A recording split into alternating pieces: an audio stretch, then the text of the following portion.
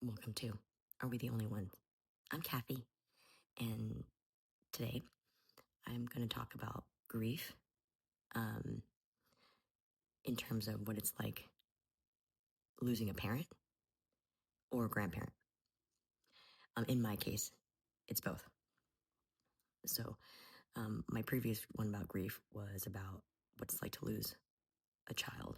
Now, for me, it was a child in utero, 2 children in utero, which is much different, right, than a child that has been born. But that was that side of that.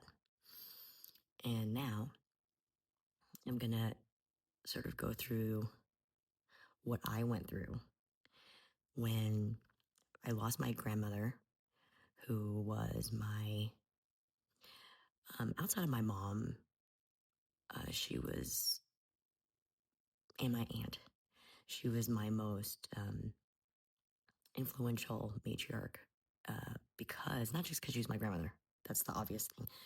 My grandmother was actually,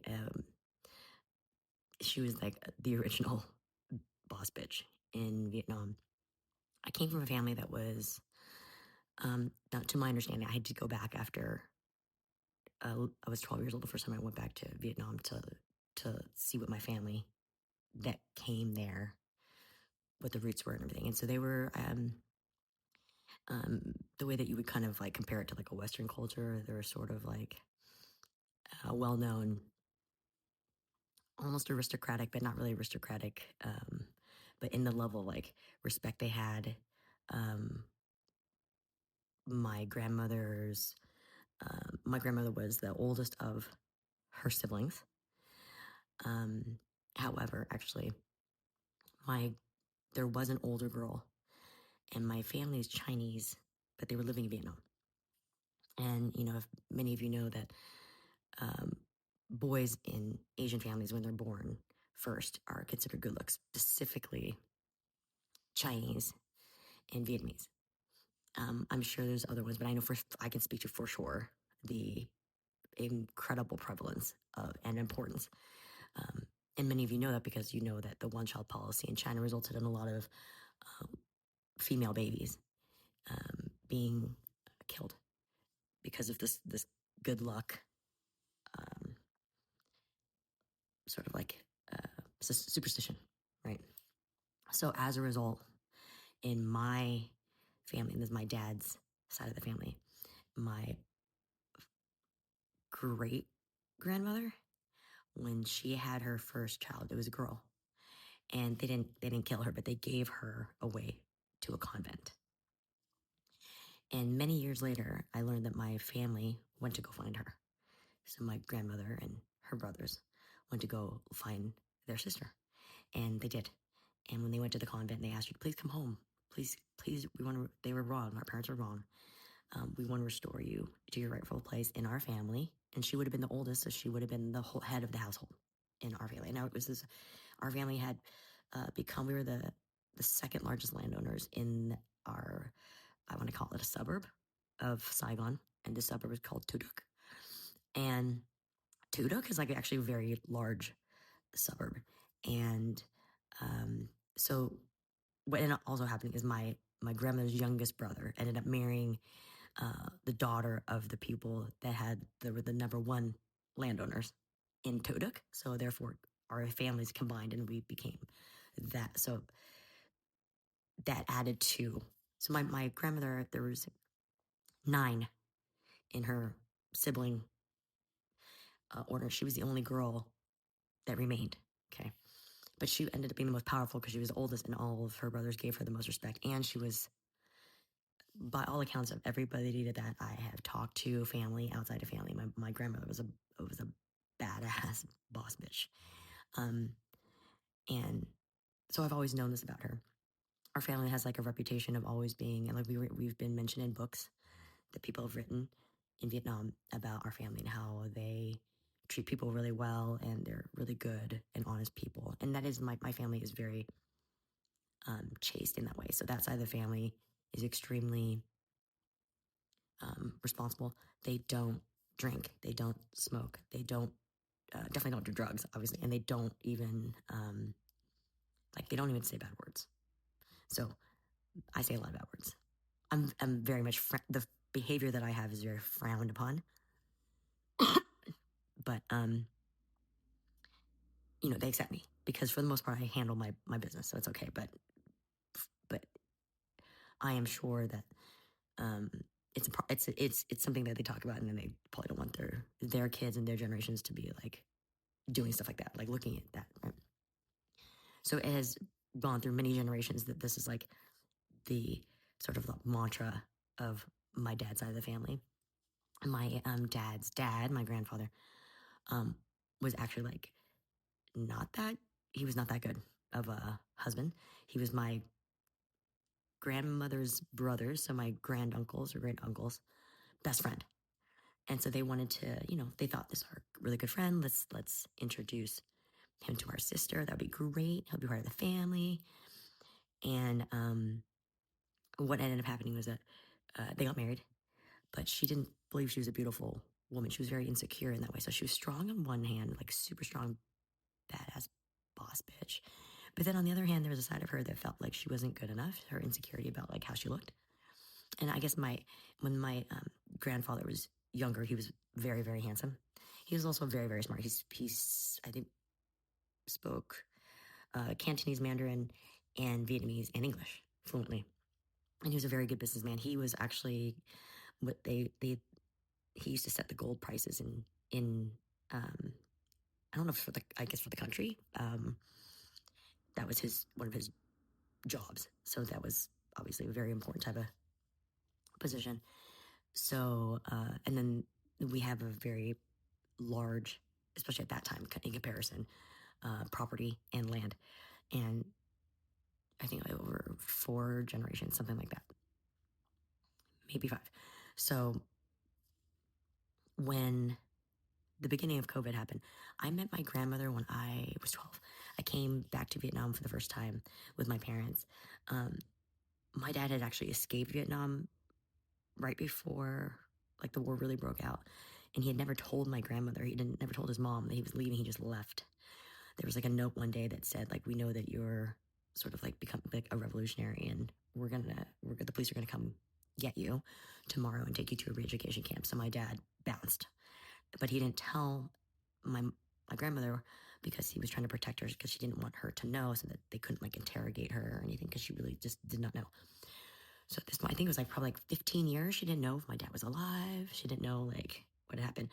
So in the middle of the night, I remember this vividly because I remember my parents had drawn up wills and like chain of custody for us, and I was like, why are you doing this? Why are you leaving?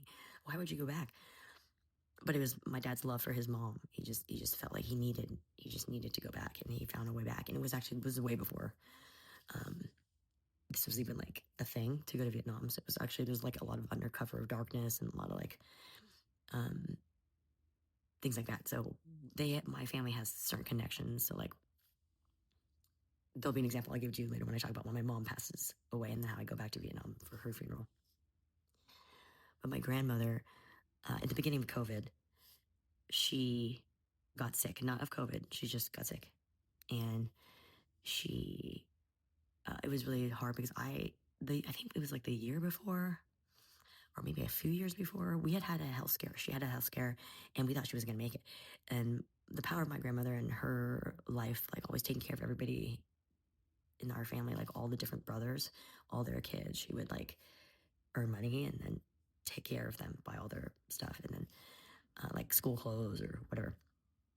And my grandma had run like an ice factory, and then she ran like a brick factory, and then she ran like a lumber yard, so it was like all these big businesses, and that's how they were able to maintain their position in Vietnam, especially like through the war and through everything. Like here's another ironic story. One of the things that happened during the communist takeover of Vietnam, it was like kind of like if you were a communist officer and you could take down one of the large families and the rich families, that would be really like kind of like a trophy. So of course, our family, being one of those types of families at the time, got raided by a communist officer who went in and like started taking. I remember they were telling the story. They just came and like started taking everything from the house, just started just ripping things off the walls, just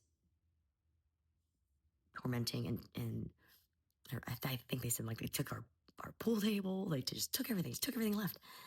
And my dad has a younger brother. My dad has a younger sister and a younger brother. The younger brother and got married, and his wife has a sister, and that sister married that officer that came in and did that to my family. So, life is it's weird because I would have to see this man, and I guess like for years he would come to the house and start crying. And finally my dad's youngest brother told the family, like, and told him, like, it's okay, you don't have to keep crying, it's okay, it's like over now. But the rest of our family was like, they wanted to kick his ass. And to keep it real, they wanted to kick his ass. And even still now, they can't believe that this guy, like, it's just unbelievable. So life is weird like that. So then I think it was like, we literally, when she got sick, it was in, she had gone from Vietnam. My aunt and uncle really wanted her to come to America because they missed their mom. So and my grandmother was like, I want to say like the Eleanor Roosevelt of Tuduk. Okay, so like when she left, people were sad. Like, she had like really cool life there. When she came to America, it's like, it's so different. Like, I would see, she would come, she took care of her kids. Now they're grown, right? Because they have their own kids. But they, she was there all the time, but she just had no one to talk to. She would just sit there because everybody in America was going to work. And I lived in Northern California with my parents because I'm from Los Altos. And she was in Mission Viejo. And so I could see how hard it was for her, this transition to go. And my Vietnamese wasn't that great, but I would ask her, like, Banoi is how you say grandma. And Vietnamese is very specific language. So, like, Banoi is grandma on your dad's side versus Banguai, which is grandma on your mom's side. And that's what I love about Vietnamese, because it's very specific about, like, certain words are so on top of it. So she got sick, and literally, I want to say like 50 people from around the world flew in within like 3 days just to pay their last respects. And I was the first one to arrive. And it was a miracle. The doctors were like, she's not going to make it. And next thing you know, she like totally made a full recovery. They had no idea how that was possible. And I think it was like seeing everybody come from around the world. We're talking from Australia. People flew back in from Vietnam, from Virginia. We have a lot of family in Virginia. And it meant a lot to her. And so the good thing is my aunt threw a birthday party for her, our 88th birthday. And it was a huge birthday. Like, everybody that she knew in the United States, people I never knew and never met, were like, oh yeah, I totally came. And I think it was like the following year. Basically, it was beginning of COVID. So when she got sick and then she passed away, it was hard because the funerals is the beginning of COVID. So this is like, people are starting to wear masks, but you don't want to have like a super spreader event, so you shouldn't really be going. This is the beginning of Zoom funerals. And so I always thought like I would be there for her funeral. And it was the one time I couldn't believe I couldn't go because my kids were young. I had a baby, and then I had a 4-year-old, and I couldn't, my husband was not going to let us fly and go there. And it was one of the most heart-wrenching things because I literally, when my grandmother, when I think about it now, it's starting to like hit me. When my grandmother passed away, I was in such shock because she was this woman that I had heard as like female empowerment kind of thing before anybody even knew about this. She was probably like a pioneer in Vietnam for that. Not because she was like an activist like that, but because she lived her life in such like a boss bitch kind of way. She was one of the first people ever to get a divorce, which is considered shameful in Vietnam. But if you think about it now, that's like actually very badass of her to have done that, gone single mother, and that was like had an empire by herself, so she had a lot of like wrongs that happened with my grandfather. He used to cheat on her a lot, and before she died, she had told my aunt that like she didn't want to be buried anywhere near my grandfather. which I thought was like hilarious. But what happened for me was I really couldn't talk to anybody for 6 months that was in my family because I almost like, not like mute, but like there's a feeling sometimes, I don't know how to explain. If you know what I'm talking about with grief, there's like a type of grief where it can strike you so hard that you just can't even process it. And I think my grandmother's death was the first time I had actually processed like a real, like a real death. Like you can't just like, oh, it's somebody that you know, and then you just try to go about your day. And like, this is something that was like so close to me. I couldn't not feel it. Now with this one, it was a very strange thing because I had like major chemical. I was so distraught that it affected my chemistry and my biology for like a really long time. I could feel like I was hardwired totally differently. And so I realized how hard, like some love for people you have, they're so strong, it can literally increase, um, like your depression is so hard, profound that basically what happens is you have to release a ton of serotonin. Your brain has to release a ton of serotonin and dopamine to offset your depression that's happening inside you, that it can really like throw off the way you think. You can like literally, I think it happened for 10 weeks. I could not think. I was not like the same person I was in a very like weirdly like euphoric, weird state after those 6 months or somewhere. Like I just remember like I couldn't talk to anybody. And then, or maybe it was 3 months. And then we had, yeah, I remember just being like, I literally didn't talk to my parents at all for 6 months. And it was like, this is my dad's mother. And I couldn't even like call him because I couldn't even think straight because this woman who had been a pillar who had always, because I'd always had a difficult relationship with my dad, loved each other, but difficult, very difficult relationship. And she showed me a side of my dad's side of the family that was so much love that like, it was the first time I felt accepted, from the side of the family that I really wanted to be accepted because my parents wanted me to be a boy. I was also very like alpha female, so that's hard for immigrant parents to manage that in a new culture, and they're scared. So I'm strong, they're scared. This is part of the push and pull, and then other things, right? Like different types of cultural differences, like how you, like if you hit a kid or things like that. Now, my dad hit me, but it stopped when I was 13, so I can give him props from that. But when you go through like, how come this person who you want to love you is not like looking at you like that, and then you have like their mom come in, and then she's like more respected for us even, and she looks at me with like loving eyes, and it healed that pain I had for so long. So when she left, I I felt like the one person that really saw me as a good person, that wasn't trying to be difficult, that was just trying to live and like learn, had left um, the earth forever. And then I wouldn't even get to say goodbye to her properly because of the funeral and COVID. And so that was really hard to even reconcile now. I have a hard time just thinking like, because now we know we could have just worn masks, things like that. Like, so everybody that came, it was like, these people were just like, she's so important to me in my history that like they would come and risk. And there's a guilt that I have that like I didn't fly across the country from New York to try to just even by myself to go.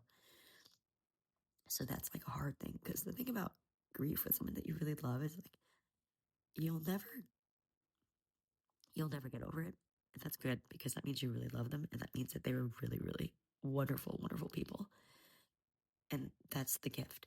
So every time I get to, like, it's a good thing that I get to cry about it. I mean, like, basically, I feel like when you cry for the people that you love that have passed away, it's like you're sending a prayer or an offering up to them.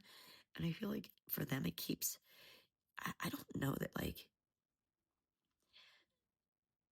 one of the reasons I have a new understanding and question about whether or not there's like an afterlife is because when my mom passed away, my mom actually passed away from COVID. She had opened a hotel with my dad, and they had sold their salon in Los Altos they had for 30 years, moved to Vietnam to Dalat, and built a hotel. And my dad like paved the road up there, so he became very well known as the person who sort of like helped, you know, make it possible for this area to have like hotels and stuff because he built this road. He paved the road that led up to their hotels, so other people could build hotels off of and places off of that road. So they had a really great life in Vietnam, and in those remaining years that they had together, and they had a great time together, and it was nice to hear that. But I also at this point was like, I had some difficult conversations with my parents, and I finally just needed to go no contact for a long time. Like I let it go a really long time. So 3 years before my mom passed away, we not reconnected, but like we had a heart to heart, and I told her, um, I think it was just like, this is the thing about a mother-daughter relationship. Sometimes something happens that you honestly both think it's a certain way, and then you realize later like that's not what happened at all. And it was just a big misunderstanding. And this is one of those things like that I had uh, all the time, because Mother's Day and my birthday would fall on the same day every 4 years, and there was always sometimes like, my birthday and my sister's birthday were in the same month, so they would push my birthday, and then we would do combination birthdays. But then my birthday would fall on Mother's Day, so it would be this awkward thing where like Mother's Day celebrations would be happening on my birthday, and I'd have to pretend like my birthday like wasn't happening or something. Or I had like there's 3 years I remember where they forgot my birthday because they were so busy. I can look back now and be like, they were so busy, and that's why they forgot. They didn't mean to forget, but it became a traumatizing thing for me because even now, still, I have a hard time celebrating my birthday with people because I'm afraid they're not going to show up because I'm traumatized with them forgetting. Because what happens, I remember I came in my 3rd year of them forgetting, and I said, "What's today?" And they said, "Wednesday." And then they realized that it was my birthday. Like, "What's today? What's today?" And I left the room, and I think they must have looked at a calendar or something. They realized it was my birthday, and then they felt so bad. But it's little things that you don't realize that you're doing to your children. So I try to be cognizant of that now. But like, my mom was a saint. My mom was a great woman. I can look back now; she was doing the best she could, trying to, because she was born in 1952. So like, my mom really believed that you were in service to your husband. Like, she was a ride or die, literally to the end. And to the extent that when my dad was he was not anti-vax, but he's just a fear of vaccines and hospitals in general. And it just timed perfectly with this COVID vaccine, um, sort of like weird questioning of vaccines. So if you're scared of vaccines, that's perfect for you, right? You want to cherry pick people that are saying the same thing. So during the time with the COVID vaccine, I had gotten word that, I knew because I've known them and I know how they are. My mom was fine with vaccines, but, I learned later that she didn't want to get vaccinated only because she was worried that if my dad and her, if she got vaccinated, my dad didn't, that he could end up in the hospital and then die, and she would have to go on without him. And she just didn't want to do that. So then she ends up not getting vaccinated, um, because she just couldn't imagine not being that loyal, I guess. And I don't know if that's also what sets I have a very strong sense of like feminism and empowerment. I think it's because I've seen my mom, she earned a lot of money, but she never could control any of that money. She never got to like really physically hold a lot of her own money and like spend. She always had to ask permission from my dad to spend any money. But she made a lot of money. We're talking like millions of dollars my mom earned. And so, I am very aware of like having autonomous power in a marriage. If you're the female, whether you're earning or not, that you have a right, because you're contributing, to have financial autonomy.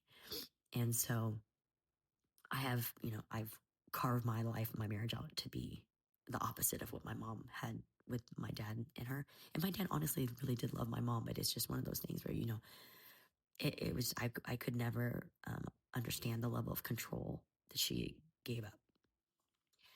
So, which included, now it goes into like the COVID vaccine, right? So they had to close their hotel for 2 years. And then my mom was getting homesick on Christmas. She wanted to throw a Christmas party, and she opened the hotel up, and there's some tourists that came, and they were not vaccinated. They were sick, and they didn't check their COVID vaccine things properly or whatever. And they got the entire hotel infected with the COVID. And my parents both ended up in the ER. We both thought they were both going to die. My dad ends up turning around his body. I don't know if it was like whatever the medicine was that they gave him, turn around. And then my mom did not. She ended up going into intubation and then going into a coma, and then never really coming back out. But when we talk on the phone, we would be talking on FaceTime to each other, and we try and tell our stories or like say things. You could see her crying, so she could hear us. You could see her struggling, and she had three times that she turned blue, and she had 2 strokes in the process of trying to recover. We thought she was going to make it out. And it was really hard because I had the guilt of having not talked to her for so long, and then realizing that that long time was like maybe one big misunderstanding. That like, yeah, there's real things there, but there's also other things that were layered on top of there that were not actually happening. So, you have miscommunications and things like that.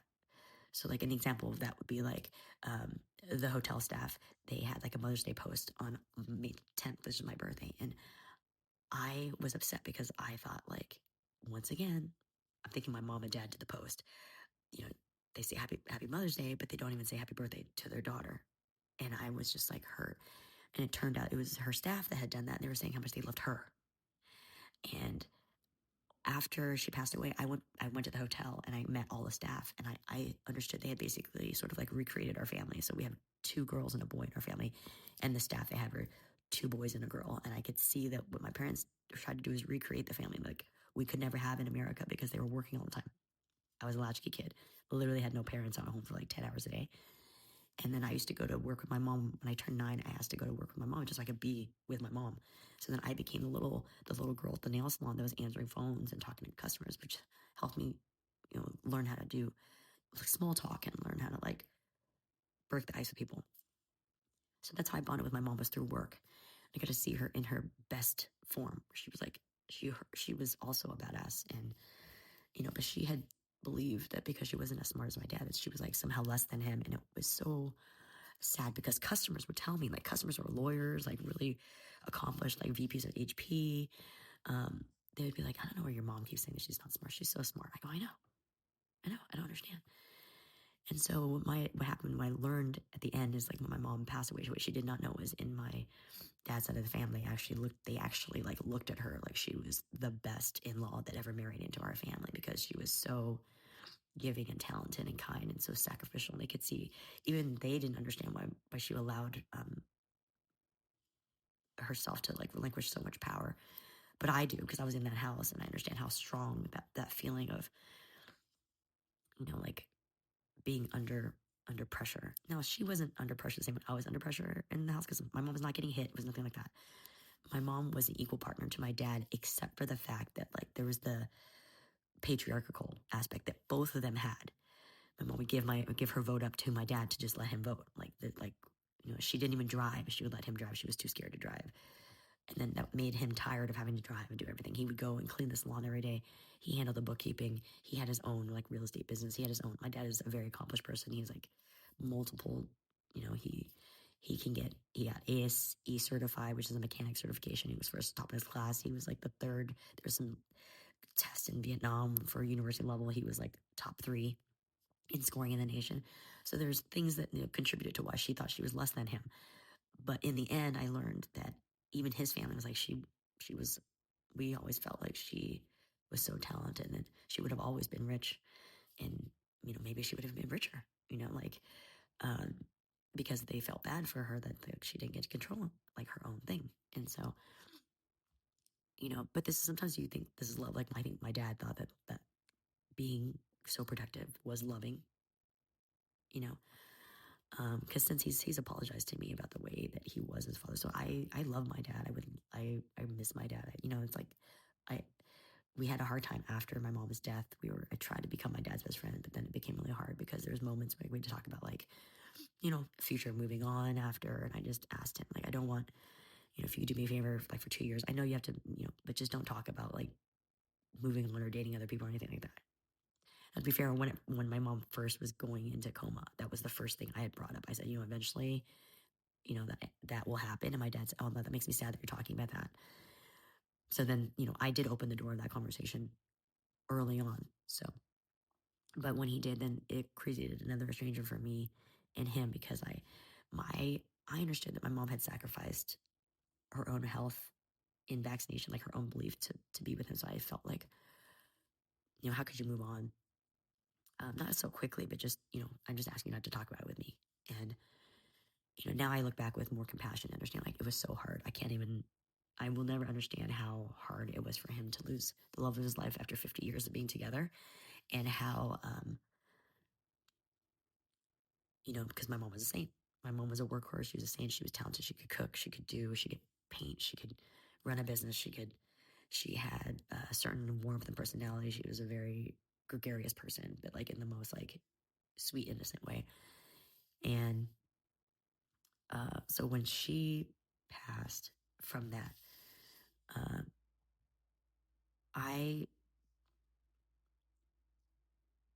think one of the things that I know what happened. I stopped believing in God. I was raised Catholic. My mom was a Catholic. She wanted us to be Catholic. My dad's a Buddhist. That's a Buddhist side of the family. We went to Catholic school in Los Altos. Shout out to St. Simon's. And then to Catholic school in high school. Shout out to St. Francis. And so I had this, like, I really just didn't believe in God.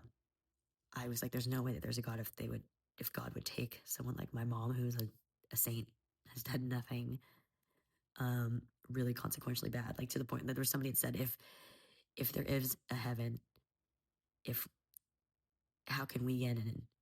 If she didn't get in, then we definitely would get in. And so we did the funeral for her, but it was during COVID, like March 15th. I remember it was March 15th to 17th was when they started lifting the bans on COVID travel restrictions.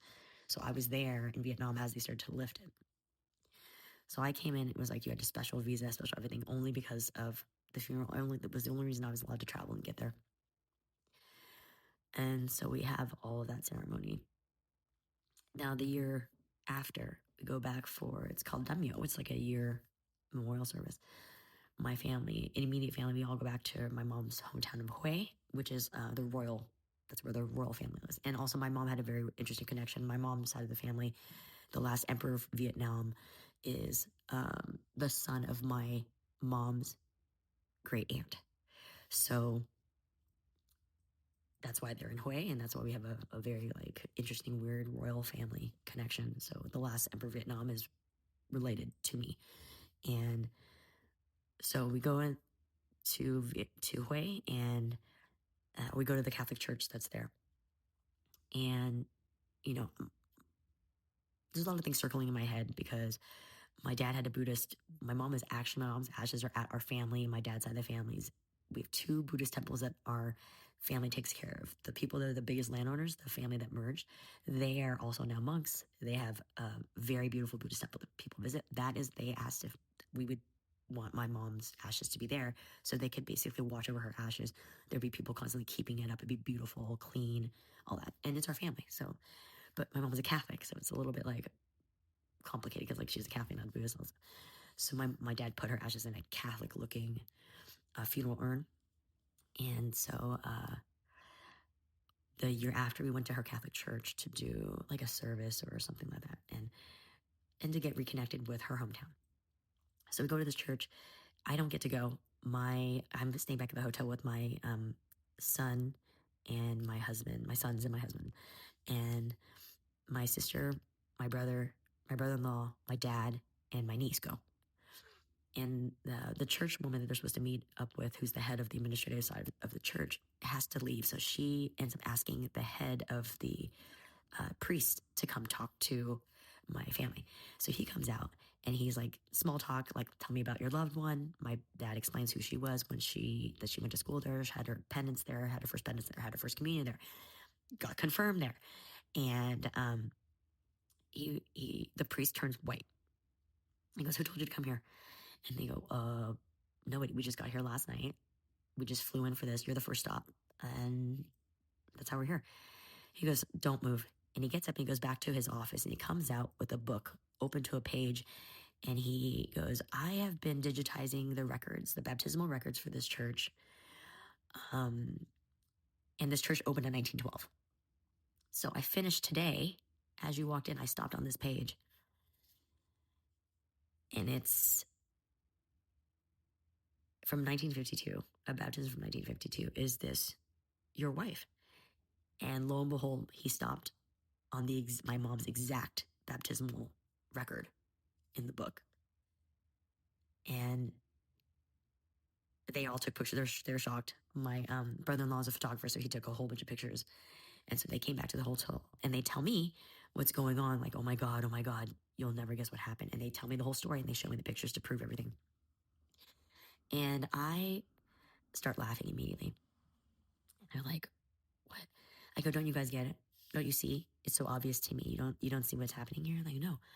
I go, oh my God, if I'm mom and I go to the other side and there's a way for me to try to connect with my family to let them know I'm okay, I'm going to show up at this church that I got baptized at, that I had all my Catholic, not all my sacraments, but like most of my sacraments at, on this day, in this moment, in this way. And one of my kids is surely going to know that it's me. And I was like, you guys, it's so obvious to me that she's letting us know that she made it, and she's up there. And the thing for me was, because I had lost 2 babies in utero, one of the things my mom had said to the doctors when she went under intubation without telling us first was that she wanted to see her grandkids. And I immediately was like, hold on. She meant she had just talked to my sons on FaceTime. And that was sort of the thing that made her like, I want to try to see them. I want to see them. And she meant them, but in my mind, I was like, no, that could be, you don't, don't say it like that, kind of thing. Because I've manifested things in my life before, and sometimes I'm, good and bad. And so, in my mind, when this baptismal record ended up on her page, it was like she was also letting me know, I'm here with your kids. I'm here with Ty and Alina in heaven, and they're okay. Like, that's what, to me, that was the most obvious message to me. So now I look at the afterlife differently. I think there is more. I don't think we know what it is. I do believe that maybe this life is we're the chrysalis. Maybe right now we're in the chrysalis stage, and then maybe when we die, that's when we become butterflies. So tell me what you think. Feel free to share your stories with me. You can privately DM me, or you can leave it in a comment, whatever you like.